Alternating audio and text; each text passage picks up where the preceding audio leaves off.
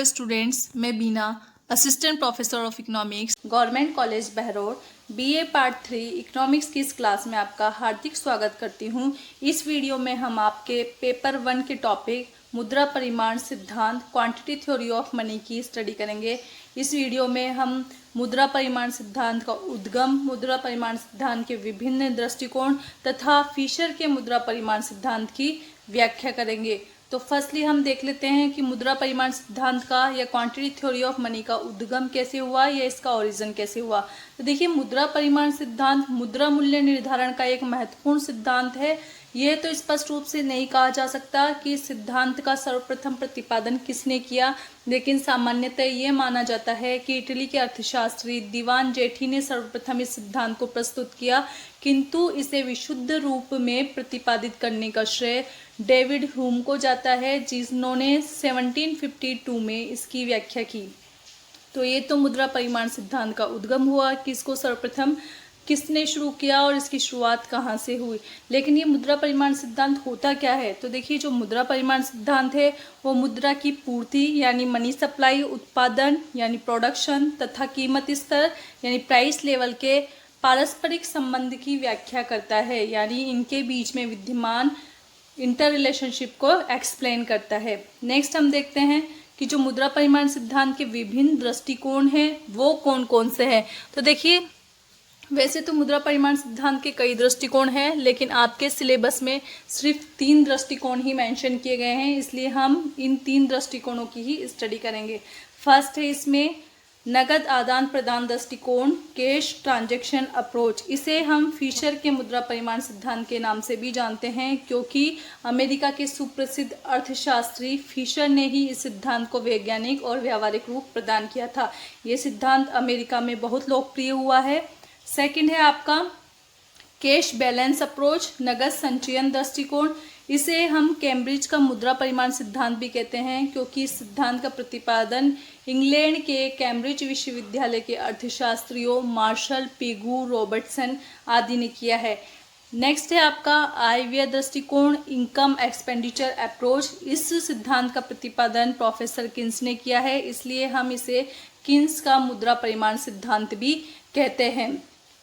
इसके अलावा भी मुद्रा परिमाण सिद्धांत की कई थियरीज है, जैसे कि प्रोफेसर बोमोल, प्रोफेसर टोबिन तथा मिल्टन फ्रीडमैन द्वारा प्रतिपादित मुद्रा परिमाण सिद्धांत, लेकिन ये आपके सिलेबस में मेंशन नहीं है, इसलिए हम इनकी स्टडियां नहीं करेंगे। नेक्स्ट हम देखते हैं कि फिशर का मुद्रा परिमाण सिद्धांत क्या है, या फिशर अपने मुद्रा परिमाण सिद्धांत में क्या कहते हैं। फिशर ने कैश ट्रांजैक्शन अप्रोच या नगद आदान प्रदान दृष्टिकोण, जिसे हम नगद सौदा दृष्टिकोण भी कहते हैं, का प्रतिपादन किया है।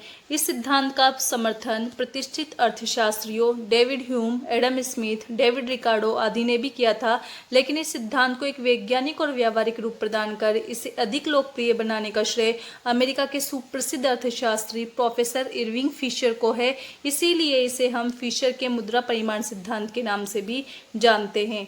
फिशर ने 1911 में प्रकाशित अपनी पुस्तक the purchasing power of money में इस सिद्धांत को स्पष्ट करते हुए लिखा है कि मुद्रा की क्रय शक्ति खरीदी जाने वाली वस्तुओं की मात्रा के सापेक्ष में मुद्रा की मात्रा पर निर्भर करती है। अर्थात मुद्रा की एक इकाई से आप कितनी वस्तुएं खरीद सकते हैं, ये अर्थव्यवस्था में विनिमय के लिए उपलब्ध वस्तुओं की मात्रा के सापेक्ष में उपलब्ध मुद्रा की मात्रा पर निर्भर करेगा।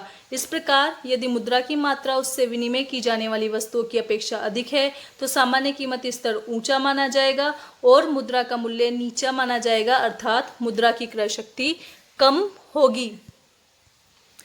फिशर के अनुसार यदि अन्य बातें समान रहे तो मुद्रा की मात्रा व सामान्य कीमत स्तर के मध्य प्रत्यक्ष व समानुपातिक संबंध पाया जाता है, जबकि मुद्रा की मात्रा और मुद्रा के मूल्य में विपरीत आनुपातिक संबंध पाया जाता है। अर्थात अन्य बातें समान रहने पर यदि मुद्रा की मात्रा दुगनी है तो मुद्रा का मूल्य आधा होगा, और अगर मुद्रा की मात्रा आधी है तो मुद्रा का मूल्य दोगुना होगा। इस प्रकार फिशर सामान्य कीमत स्तर व मुद्रा की मात्रा तथा मुद्रा के मूल्य के मध्य विद्यमान संबंध की व्याख्या करते हैं। फिशर ने अपने सिद्धांत को एक्सप्लेन करने के लिए एक समीकरण भी दिया है, जिसे हम फिशर का विनिमय समीकरण कहते हैं।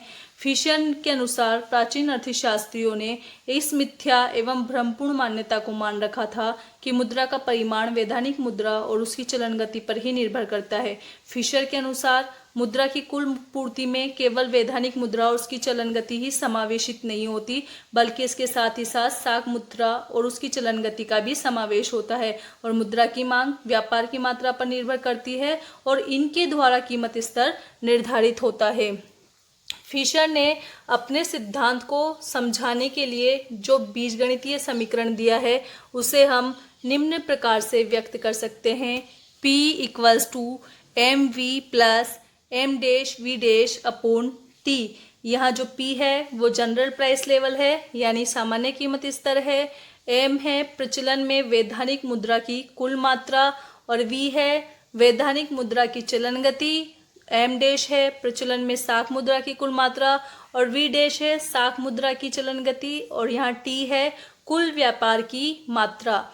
इस प्रकार फिशर ने अपने समीकरण में मुद्रा की पूर्ति के साथ साथ मुद्रा की मांग के विचार को भी शामिल किया है।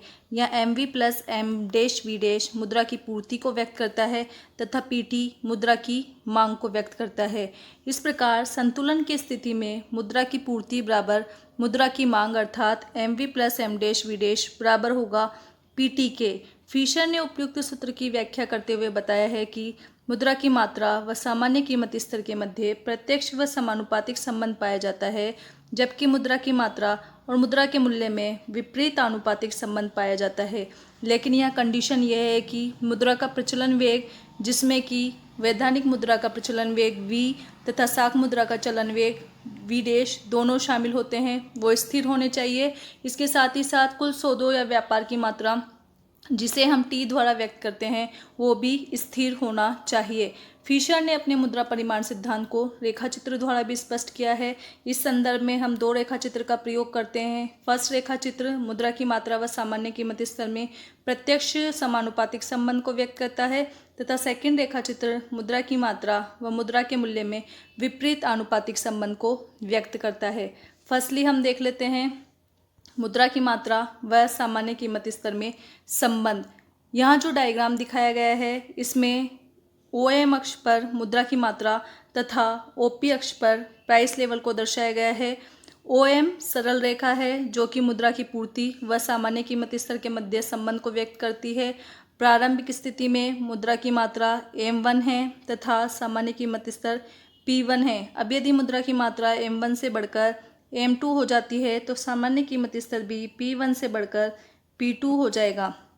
इसी प्रकार यदि मुद्रा की मात्रा M1 से घटकर M3 हो जाती है तो सामान्य कीमत स्तर भी P1 से घटकर P3 हो जाएगा।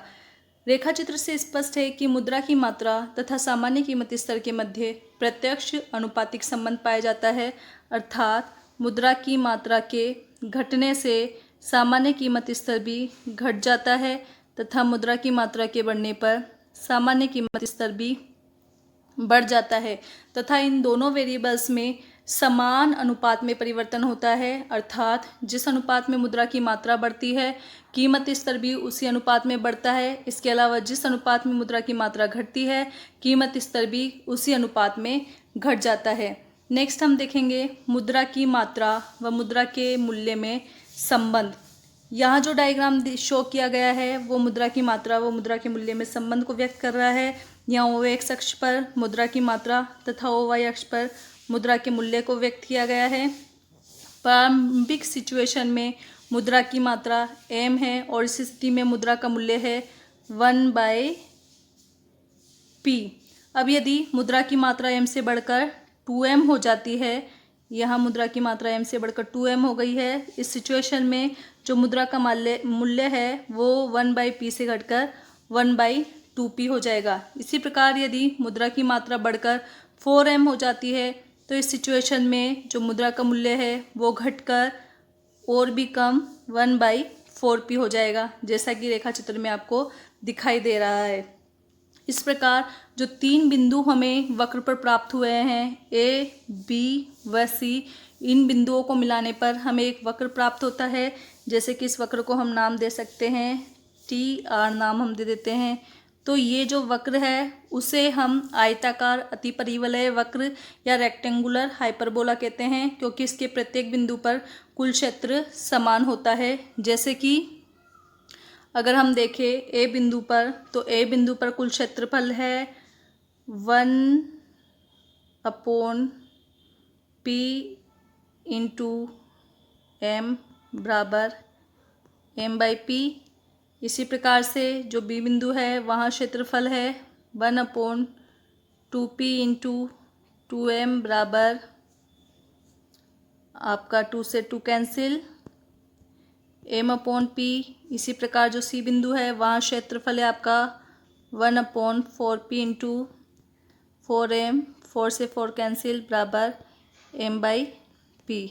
इस प्रकार ए बी सी जो तीन बिंदु है वक्र पर, उन तीनों ही बिंदु पर जो क्षेत्रफल है वो समान है, m/p के बराबर है। इसलिए इस वक्र को हम कहते हैं आयताकार अतिपरिवलय वक्र या रेक्टेंगुलर हाइपरबोला कर्व।